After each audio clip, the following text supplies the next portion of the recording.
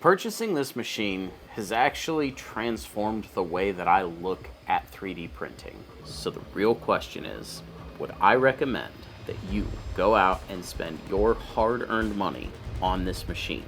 The answer is, what up, y'all? This week, we are taking a look at the Bambu Lab P1S. We unboxed it a little over a month ago on a stream alongside Rem's K1C. Now, I know what you're thinking.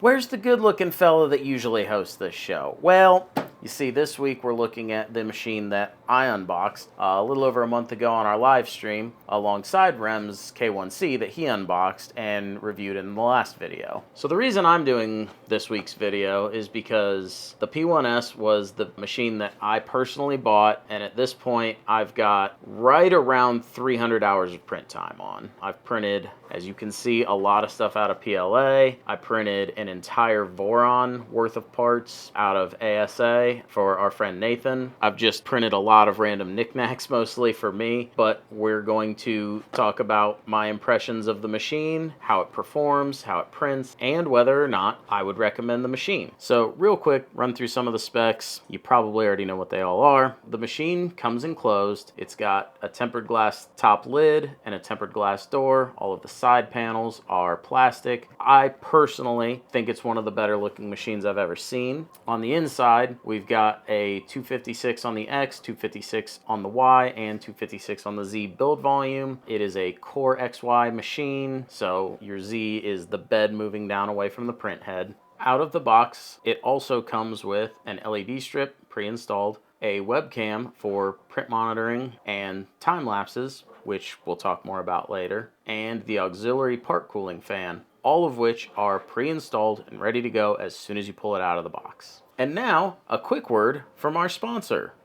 Me! I bought this machine. We're going to start off talking about the things that I like about this machine. So first of all, the unboxing experience was fantastic. The way that it comes, when you open up the box, the tabs of the bag that it's in are taped to the tabs of the box. So you rip the tape off and lift it straight up out of the box with the bag. I thought that was very convenient. Something that I think is very important, and if you've ever watched a Linus Tech Tips video, you'll know this one. The foam they used to package it was this flexible foam that will hold up to a lot more than styrofoam. This is excellent packing material.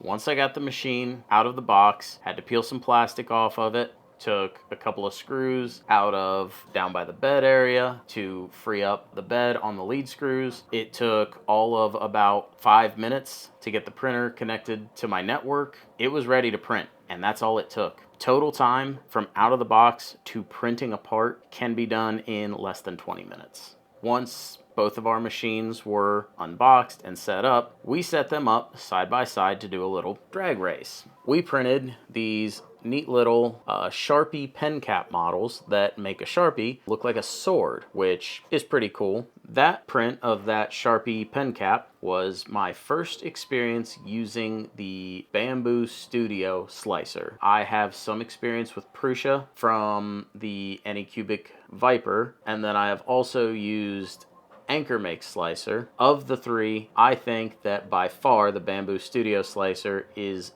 the most intuitive and easiest to use. Once we got the model sliced, it was off to the races. One thing that you will notice when you set up this machine, and every time you start a print after that, it goes through several calibration steps. You can have it run a bed leveling cycle every print, or you can turn that off. When you slice a print and hit print, that comes up as an option to turn it on or off, along with an option to run a time lapse on the included webcam. What you cannot turn off, it runs its version of Input Shaper every single time you start a print. Personally, I think that's probably a little unnecessary. However, I understand erring on the side of caution for those that may move their printer around a lot. Bambu wants you to have good prints every time. So I will say the amount of time it takes to run a calibration for every print can be a little tedious. However, nearly every print that I have pulled off of this machine has been, in my opinion, nearly perfect. If you're noticing a bit of a theme on the table right now,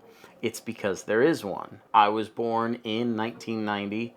The future is now! and am a huge Nintendo fanboy. So a lot of what's sitting here is Nintendo stuff. Several Pokemon, the Nintendo emblem, and this really cool pixelated superstar from Super Mario Brothers. One thing that has absolutely impressed me with this machine is the speed at which it prints super high quality parts. The first 3D printer that I owned was an Anycubic Viper that I actually bought from REM. It ran at a more traditional Ender 3 bed slinger speed, and that is what I was used to before I bought this machine. The Anchor Make ran a little bit faster than that, but this machine kind of blew my mind a little bit, particularly given the quality of prints that I've pulled off the print bed. I haven't really messed with changing the speeds much.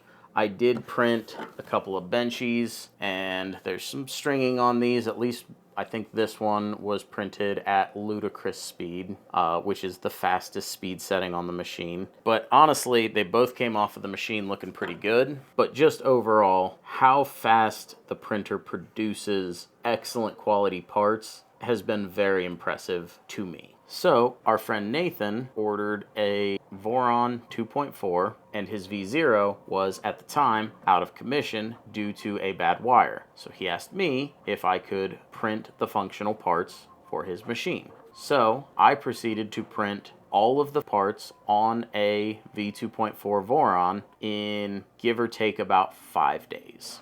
And as you can see in some of this footage, they came out looking pretty good. But it's not just enough for parts to look good, right? So these figurines, they look great, but they're just a single piece decorative print. Nothing moves, nothing has to function, it just needs to look good. So one of the first things I actually printed, because I've always thought these were cool, and my Viper wasn't exactly tuned in perfectly, so I could never get one to actually work, was one of these herringbone fidget gear spinners. And, well, as you can see, the one that came off of that printer at a pretty high rate of speed functions perfectly. Also, some of the Voron test prints that I did before actually printing the Voron parts, a couple of these, okay, bye, threaded pieces that work exactly as they should. They thread on, they thread off. So in my opinion, it's pretty evident that the dimensional accuracy of these prints is pretty well on point. Another example of that, this is a print-in-place wallet. You slide this up, and there's a mechanism inside of here that will fan out, give or take 6 cards, out the top of this. This is another one. I tried to print one on the Viper and just could not get it to come out well. And I've printed 2 of these now on the Bambu, and they have both come out perfectly. So it can't all be good though, right? There has to be something I don't like about it. And yeah, there are a couple of things that I don't particularly care for with this machine. First and foremost, and I know this is going to be nitpicky, but the camera is a 0.5 frame per second camera, which means it can do time lapses and you can monitor your prints with it. If you look on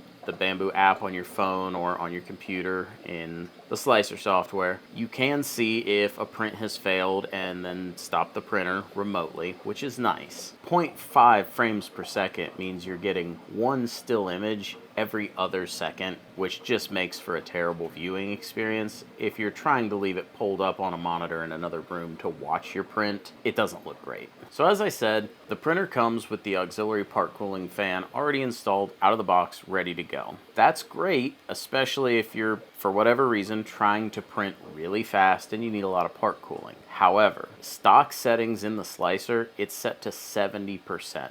I have had several issues with PLA parts warping pretty badly, and the fix for this seems to be turning that fan all the way off. So in the event that you're getting warping on PLA parts, especially something like this flat sign here, maybe look and see if your fan is set to 70% and maybe turn it down a bit or turn it all the way off, which is what I do. Also, when in doubt, brim it out. Again, I think it's great that they include the auxiliary part cooling fan and it's already installed right out of the box.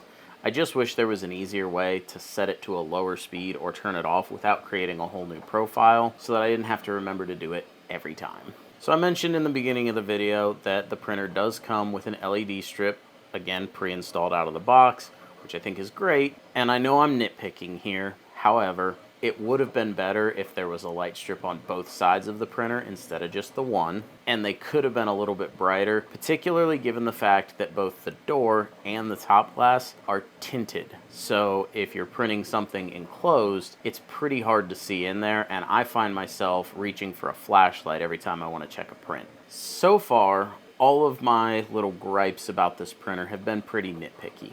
I've saved what is, in my opinion, the biggest flaw of this printer for last. The other day, I tried to print something and I couldn't connect to my printer. I checked Bambu's website. It said that their services were all functioning properly. Their cloud service wasn't down. So I checked my internet because I was trying to do it from my computer that's hardwired. So I checked my Wi-Fi, and then I got off the Wi-Fi and tried to check the cell network. I was unable to even access the Models tab of the Bambu Handy app on my phone on or off my home Wi-Fi. So I was not able to start a print. Now, in fairness, I could have just taken the SD card out of the printer, plugged it into my computer, sliced and downloaded the file, and then walked back over and put it back in the printer. But it's still really annoying that that was the solution to a printer that, in theory, I should never really have to interact with to start a print. And I would also like to mention, at around the same time, because I texted Rem about it when I had the issue, he was able to start a print from the Bambu Handy app without even being at his house. So maybe this only affected me in some way, but I do know that the issue, again, was not my Wi-Fi. So I don't know what happened there. Give or take about 7 hours later, I got up in the morning and I checked the Bambu Handy app. Everything came up perfectly. I walked out to my computer desk, sat down, and started a print with absolutely no issue. So I don't know what that issue was, what caused it, but it was pretty annoying to have to deal with. And again, maybe that was an isolated issue for me, but the point is, because everything you send to that printer runs through Bambu's cloud service, in the event their cloud service goes down, you can't start prints from your phone or your computer. You have to use the micro SD card in the printer and transfer the files manually and then walk it back over to the printer to start the print. I'd like to take a moment to thank our level 3 and 4 channel members, Deanna Duffy and Nathan Wolford. We really appreciate all the support and love that you guys give us. And if you'd like to support the channel, the best thing you can do for us is to like, share the video, subscribe, and maybe drop a comment and tell us what you plan to purchase as your next 3D printer. So the real question is, would I recommend that you go out and spend your hard-earned money on this machine? The answer is absolutely I would. In fact, not only would I recommend that you go spend your money on this machine, provided this is a machine you're interested in and you can put up with the gripes that I've mentioned so far, I actually went out and, with my own money, bought another P1S, and I bought the combo with the AMS. So I now have 2 Bambu printers and an AMS.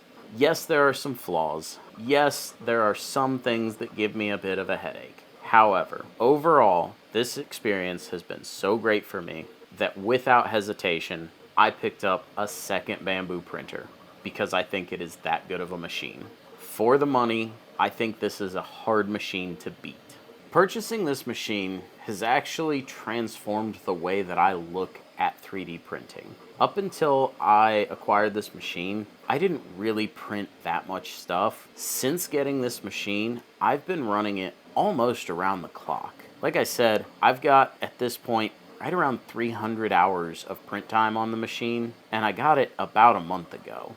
I used to think 3D printed stuff is cool, but that was about it. Now, I love 3D printing things. All of this stuff, it's just cool little figurines and stuff that I thought looked neat, but I love just hopping on printables, finding models that I think are cool, and then just, while sitting at my computer, sending them to the machine. And then a couple hours later, boom, I've got something awesome that I can set somewhere in my house. And I think all of this stuff is really cool and just interesting to have around to look at. The Bambu Lab P1S has turned me into a maker.